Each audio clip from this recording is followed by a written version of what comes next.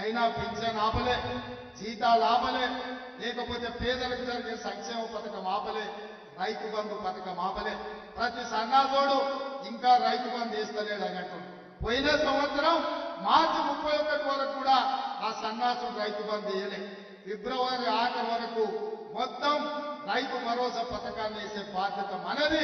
మీ అభిమానంతో ఫిబ్రవరి నెలాఖరు వరకు ఈ తెలంగాణ రాష్ట్రంలో ఉన్న 63 లక్షల రైతు కుటుంబాలకు మీ ద్వారా మాట ఇస్తున్నా. ఫిబ్రవరి ఆఖరి వరకు రైతు భరోసా ద్వారా మీ ఖాతాలలో నగదు బదిలీ చేసే బాధ్యత కాంగ్రెస్ పార్టీ తీసుకుంటుంది. నేను ఇదే చెప్పదలుచుకున్నా. మిత్రులారా, ఒకవైపు సంక్షేమం, ఇంకొక వైపు అభివృద్ధి, మూడవ వైపు కేసీఆర్ చేసిన విధ్వంసాన్ని ఇవాళ మనం అంతా కూడా సరిదిద్దాలి. అక్కడక్కడ రేవంత్ రెడ్డి మేస్త్రి అంటారు. అవును బిడ్డ, నేను మేస్త్రిని. మీరు విధ్వంసం చేసిన తెలంగాణను పునర్నిర్మించే మేస్త్రిని. మీరు నిరుద్యోగ యువకుల జీవితాలతో చెలగాటమాడింది కదా. అందుకే 30 లక్షల మంది తెలంగాణ నిరుద్యోగ యువకుల భవిష్యత్తును తీర్చిదిద్దే మేస్త్రిని తెలంగాణ పబ్లిక్ సర్వీస్ కమిషన్ కి ఇవాళ చైర్మన్లను, సభ్యులను గవర్నర్ గారు అనుమతించారు. ఇవాళ నుంచి వాళ్ళ జీవితాలను పునర్నిర్మించే మేస్త్రిని. ఇదే కాదు బిడ్డ, కాసుకో. మిమ్మల్ని 100 మీటర్ల గోతి నుంచి పాతి పెట్టి మీకు గోరీ కట్టే మేస్త్రిని, మిమ్మల్ని గోరీ కట్టే మేస్త్రిని నేనే బిడ్డ. ఈ నెల చివరికి ఇంద్రవల్లిలో, ఆదిలాబాద్ జిల్లాలో వస్తున్న కాసుకోండి బిడ్డలారా, మీకు గోరీ కట్టం. మా వెడమ బొద్దు ఖానాపూర్ ఎమ్మెల్యే ఇందిరమ్మ ఇల్లు ఎక్కడున్నాడు? ఎడమ బొద్దు మన ఖానాపూర్ ఎమ్మెల్యే. ఇతను ఆనాడు ఇందిరమ్మ ఇల్లు ఇచ్చిన ఏకైక రూమ్ లో ఉండే ఒక ఆదివాసి బిడ్డ. ఇందిరమ్మ ఇల్లు తప్ప ఎడమ బొద్దు దగ్గర ఏమీ లేదు. కానీ మీ అభిమానం, మల్లికార్జున ఖర్గే గారి ఆశీర్వాదం, కాంగ్రెస్ పార్టీ దీపం ఉంటే గుండెల నిండా గాలి పెంచుకొని సోనియమ్మ బొమ్మను గుండెల్లో పెట్టుకొని పోతే అక్కడి బిడ్డలు ఆశీర్వదించారు. ఇవాళ ఎమ్మెల్యే అయ్యిండు. కాంగ్రెస్ పార్టీ ఇందిరమ్మ ఇంట్లుండే బిడ్డను కూడా ఇవాళ ఎమ్మెల్యే చేసింది. నేను అడుగుతున్నా, సన్నాసి సోయిలేని కేసీఆర్ ఎవరినిరా నువ్వు రాజ్యసభ చేసింది?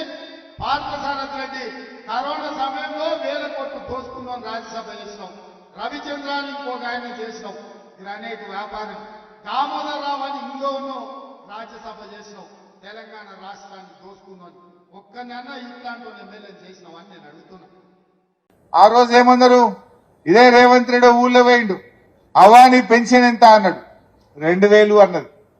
అనగా నేను అన్నాడు, మళ్ళా నెల ఇక 4000 ఇస్తున్నావా నీకు మా కాంగ్రెస్ పార్టీ రాగానే అన్నాడు. మరి మళ్ళా నెల రాలేదా? మళ్ళా నెల పోయి ఇంకో నెల వచ్చాయి. 4000 దానికి దరఖాస్తు కావాలనా? దానికి ఎంక్వైరీ కావాలనా? ఆల్రెడీ ఈ రాష్ట్రంలో 44 లక్షల పెన్షన్దారులు ఉన్నారు. వాళ్ళకు 200 ఉంటే 10 అంతలు పెంచి కేసీఆర్ 2000 చేసిండు, ఇచ్చిండు. 10 అంతలు పెంచలే మనం. నువ్వు ఇప్పుడు డబుల్ చేస్తా అన్నావు, చెయ్యి సీదా. దానికి దరఖాస్తు ఎందుకు? దానికి ఏం అడ్డం ఉన్నది? 2000 పోయి 4000 ఇవ్వడానికి నీకు ఏ కాగితం కావాలి? నీకేం ఎంక్వైరీ కావాలి? నీకు ఏ దరఖాస్తు అవసరం ఉన్నది అని నేను అడుగుతా ఉన్నా. అది ఎందుకు ఇస్తలేవు అని మనం అడగాలనా వద్దా? అరేగా 4000 ఎప్పుడు ఇస్తావా అంటే వాళ్ళు మీ సంగతి చెప్తాం అని మాట్లాడిన వాళ్ళ మీద ఎదురుదాడికి దిగుతున్నారు. కేసులు పెట్టమని బెదిరిస్తున్నారు. కింది స్థాయి కార్యకర్తల్ని బెదిరిస్తున్నారు. మన ఎమ్మెల్యేలను బెదిరిస్తున్నారు. ఇవాళ మన పల్లా రాజేశ్వర రెడ్డి ఎమ్మెల్యే గారి మీద అక్రమ కేసులు పెట్టి ఆయన ఇబ్బంది పెట్టే ప్రయత్నం చేస్తున్నారు. అంటే వాళ్ళకి ఏమైపోయిందంటే పాలన చేతగాక ప్రతిపక్షాలను ఇవాళ ఇబ్బందులకు గురి చేయడం, ప్రతిపక్షాల మీద కేసులు పెట్టే ప్రయత్నం చేస్తున్నారు. ఒక ప్రభుత్వం అనేది మంచి పని చేసి ప్రజల ప్రేమ పొందాలి. మన గవర్నమెంట్ వచ్చింది, మనం ఎవరి మీద కేసులు పెట్టినామా? మనం పెట్టే సగం కాంగ్రెస్ వాళ్ళు జైల్లో పడుతుండే. నిన్న మొన్న మా లీడర్లు కలిసి అంటున్నారు, అన్నా మనమేమో నీళ్ళు ఎట్లా రావాలి, కరెంట్ ఎట్లా రావాలి, తండాలు గ్రామ పంచాయతీలు ఎట్లా చేయాలి, చెరువులు ఎట్లా బాగా చేయాలి, కాలువలు ఎట్లా తవ్వాలి, రైతు బంధు ఎట్లా ఇవ్వాలి, కళ్యాణ లక్ష్మి ఎట్లు ఇవ్వాలి, 200 పెన్షన్ 2000 ఎట్లు ఇవ్వాలి, బీడీలు చేసే వాళ్ళకు ఆసర పెన్షన్ ఎట్లు ఇవ్వాలి, దవాఖానలు ఎట్లా బాగా చేయాలి, కేసీఆర్ కిట్ ఎట్లు ఇద్దాం అని మనమేమో పని మీద పడ్డాం.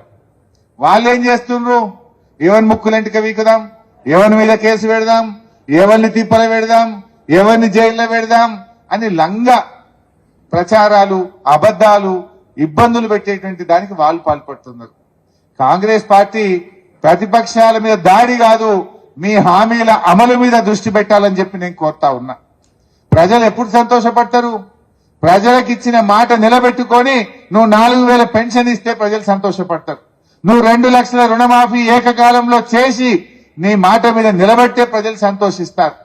కానీ మంచిగా పనిచేసిన కేసీఆర్ మీద బదనాం చేసుడు, కార్యకర్తలను ఇబ్బంది పెట్టుడు, బీఆర్ఎస్ నాయకులను ఇబ్బంది పెడితే ప్రజలు సహించరు, తిరగబడతారు. జాగ్రత్త అని చెప్పి నేను హెచ్చరిస్తా ఉన్నా. అది కదా కావాల్సింది. నువ్వు చెప్పలే, వడ్లు అమ్ముకోకుర్రి, ఆపుర్రి, మేము రాగానే 500 బోనస్ ఇచ్చి వడ్లు కొంటా అన్నావు. మనం కొన్నావా వానకాలంలో? వానకాలంలో కొనలే, ఇప్పుడు యాసంగి వడ్లు వస్తాయి.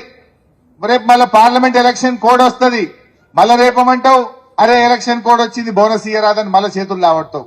నీకు ప్రేమ ఉంటే, చిత్తశుద్ధి ఉంటే వడ్లకు బోనస్ ఇచ్చే జీవో పార్లమెంట్ ఎన్నికల కోడ్ రాకముందు ఇప్పుడే ఇవ్వండి అని చెప్పి నేను డిమాండ్ చేస్తా ఉన్నా.